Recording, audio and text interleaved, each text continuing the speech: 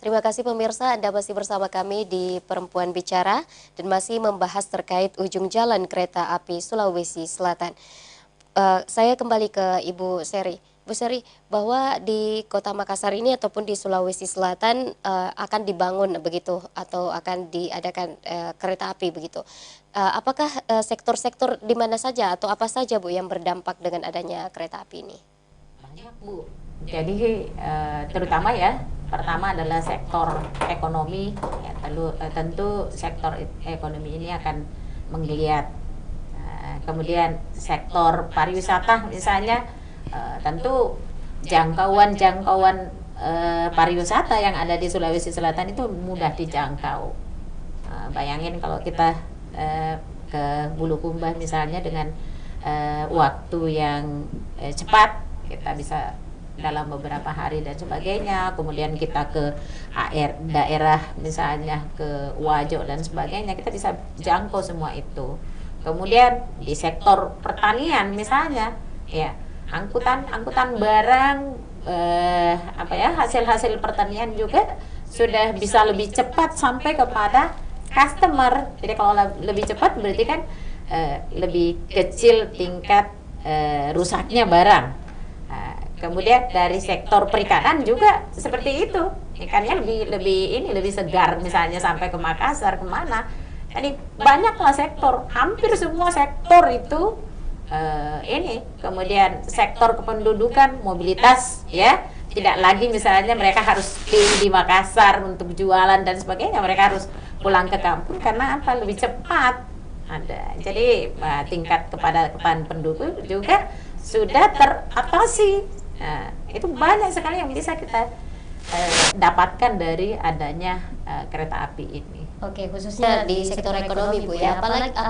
Apakah untuk ekonomi lokal saja atau berdampak juga dengan ekonomi nasional Bu menurut Anda? Iya, jelas. Ekonomi nasional misalnya tadi kan semen ya. Untuk semen misalnya ya, ekonomi nasional akan bergeliat ke situ.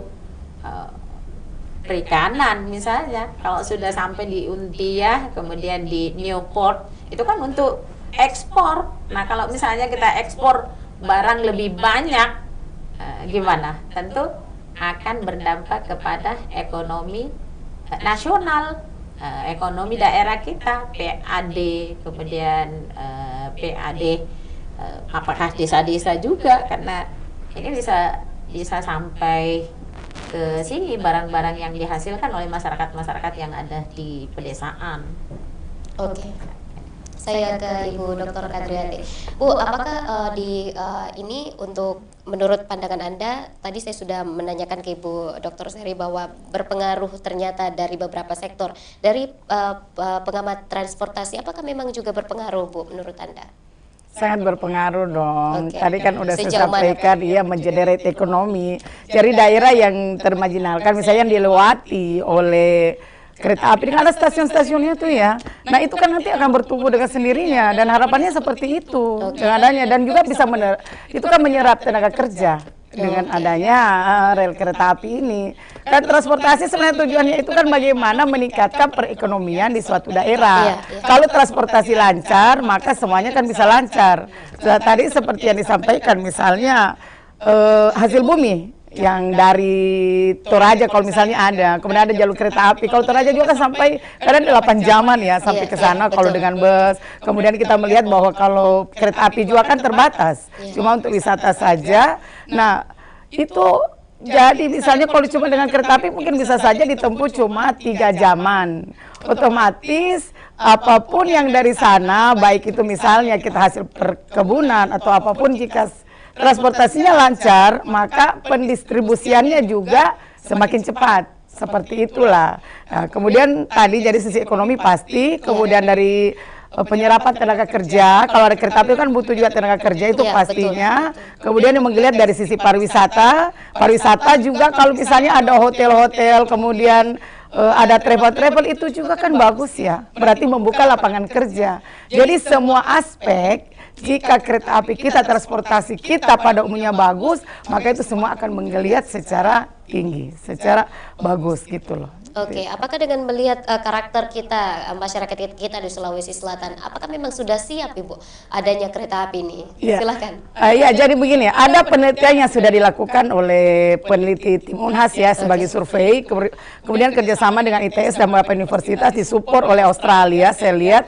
Nah itu ternyata beberapa responden dari 600-an responden itu hampir 100% menyetujui mereka berminat untuk naik kereta api. Bahkan begitu mereka ditawarkan kira-kira pilihannya berapa rupiah, ada yang 60% itu bisa sampai 7.500 mereka setuju, kemudian ada 60% itu memilih 10.000 dan ada bahkan sampai 12.500 untuk tarif untuk mereka mengeluarkan uang naik kereta api. Itu kan luar biasa.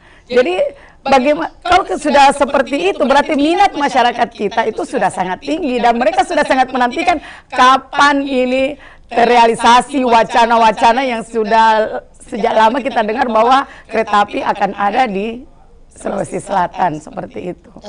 Oke. Saya ingin mendengar pendapat dari Ibu Dr. Seri bahwa ini kan pemerintah kita sedang silang pendapat Ibu Dr. Ada pemerintah Kota Makassar ingin elevated ataupun kereta api melayang, tapi untuk saat ini yang telah dikaji bahwa saat ini 8 grade. Bagaimana pandangan Anda? Ya tergantung dari investasinya dong. Oke. Kalau uangnya banyak ya bisalah kita lakukan. Tapi kalau uangnya cuman itu doang ya yang itu aja yang dibangun. Kenapa? Karena mencari investasi itu susah. Kemudian yang kedua, investasi itu harus kembali dari beberapa tahun ya yang sudah direncanakan. Nah, kalau berinvestasi berarti harus ada juga tingkat profit yang harus diberikan kepada investor. Nah, itu harus dipertimbangkan semua. Jadi kalau uangnya segitu, ya bangunlah segitu. Janganlah meminta yang layang kalau memang tidak bisa kita lakukan yang layang. Oke. Jadi elevated apakah memang juga berpengaruh Pak untuk ekonomi, Ibu? Persoalannya adalah kalau misalnya yang layang ya itu kan cuman mengurangi tingkat itu tadi, ada misalnya persilangan jalan dan sebagainya. Cuman itu kalau misalnya memang keputusannya memang di darat berarti kita harus punya misalnya ke pengawasan yang kuat pada titik-titik tertentu. Itu aja yang harus diperbaiki. Oke. Meskipun pemerintah provinsi sudah menetapkan ataupun sudah menegaskan bahwa ini adalah 8 grade, apakah Ibu Dr. Kadriati ini menurut pandangan Anda sama saja keuntungannya elevated ataupun 8 grade, Ibu Dokter, bahwa dari sisi ekonomi misalnya?